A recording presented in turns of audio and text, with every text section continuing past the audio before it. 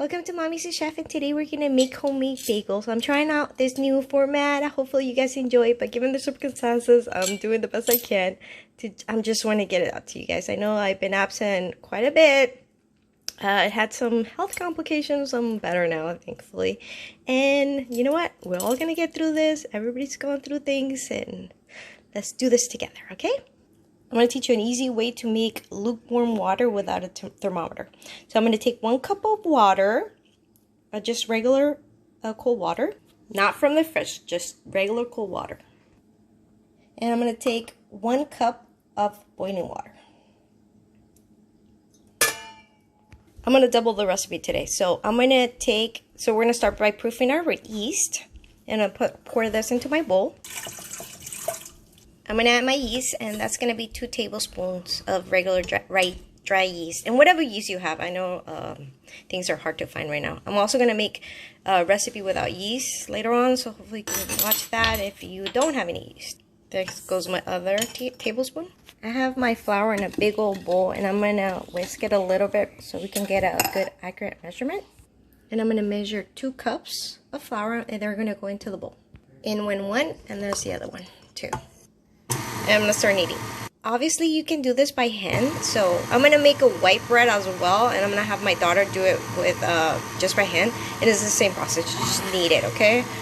I'm just going to do this because it's a lot easier. I really need to get some bread out for my family. Also, my stepdad, he's begging. See how it's forming bubbles already? Isn't that awesome? So we're gonna whisk this together or knead. And I'm going to let this rest for about 5 minutes so the yeast starts proofing. And that's all we need, okay?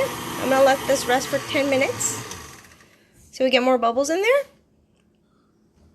I'm gonna add some honey. You can add, if you don't have any honey, don't worry about it. Just add 1 teaspoon of sugar. Okay, I'm gonna add like a little bit of squirt, whatever you have.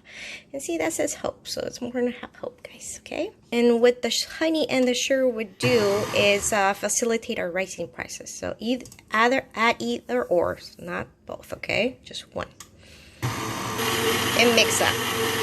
I do this process so I don't have to rise my dough afterwards. So it's an easy trick you guys can have. Okay, hopefully you guys can use it for later on for all your breads. I wait a little bit. Look how many bubbles that formed. Now I'm going to add my flour. I'm going to teach you a secret. This is how I make up my own recipes. So for bread, it's 3 to 1. So, 2 to 1. So you want 2 cups of dry flour and 1 cup of liquid. So now we're going to add the remaining flour. I just added 4 cups of flour. So if you were making just one recipe, you would add 2 cups of flour. You would add 3 cups of flour and 1 cup of water. Right now, in here, it's total 6 cups of flour and 2 cups of water. And start mixing. Because I doubled the recipe. I'm going to write down everything in the description box.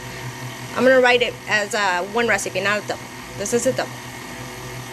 I don't want to confuse you. It's going to be written down, okay, guys? The description box. Start kneading. And you can obviously knead by hand. We're a little dense right now.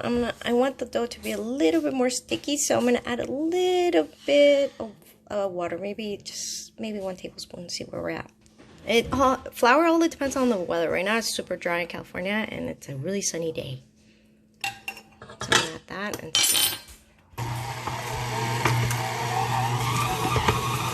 Make sure you whisk your flour first before your measurement, so you get an accurate measurement, okay?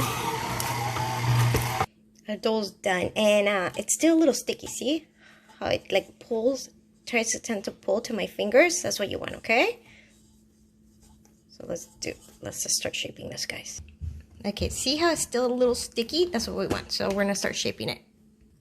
So we're gonna start cutting our dough. And as I start shaping that, she's gonna start rolling it out. That's what we're gonna do. We're gonna roll these guys up like this, and then just join them together. And there you go, a little bagel. And I'm gonna tell you what else we're gonna do, because we're gonna actually, I'll show you. Put them in boiling water. Usually bakeries just spray them with water, and that's not what you want, because you want a really good crunch on the bagel. My stepdad and my husband said that those were the best bagels they've ever had, right? Hello, you can talk. Yep. He's afraid to talk. He's actually helping us film. Pretzel. This is the same dough as pretzels, so if you want to make pretzels, go ahead. So with the double recipe, we got 21 bagels and one not so pretty pretzel, but it's okay. So now we're gonna start boiling some water in a skillet, and we're gonna bring it down to a boil, and then I'm gonna turn it down to a simmer. So we're boiling right now. Now we're gonna bring down the heat to low, and see how it just immediately turned into a simmer. That's what you want. Now I'm gonna take my beautiful bagel and I'm gonna add it to the water. See? And I'm gonna just splash it. See, like it's plumping up. And now I'm gonna transfer it to my silk pad, whatever cookie sheet you have.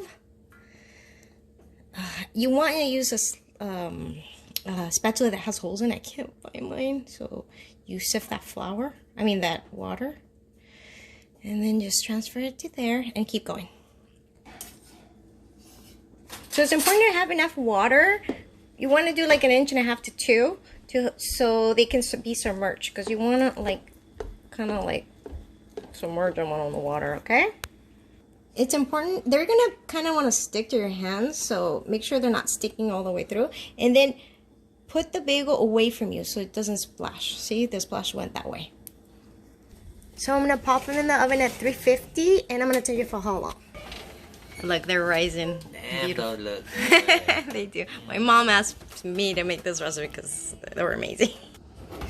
It's been 20 minutes and they're perfectly golden brown. If you want them a little bit darker, go ahead and leave them in there for a couple more minutes, okay? Just watch them at 20 though. And they're done. I'm gonna try to give you a few more recipes. Hopefully, YouTube's not gonna like me very much since I haven't posted in a while. So try to kick that bell so you can see what else I'm gonna be posting. I'm gonna do the white bread, and then I'm gonna do 2 Chilean recipes, which my brother asked me to do. And one is pan amasado, and the other one's a bread without yeast, which it's like a soda bread. And it's a flat bread. We call it tortilla, but it's not a tortilla. I have a tortilla recipe if you want. Let's remember to be kind to each other and spread love. I love you guys. So I'll see you in the next recipe. Take care, you guys. Oh, I forgot to show you. Check this out.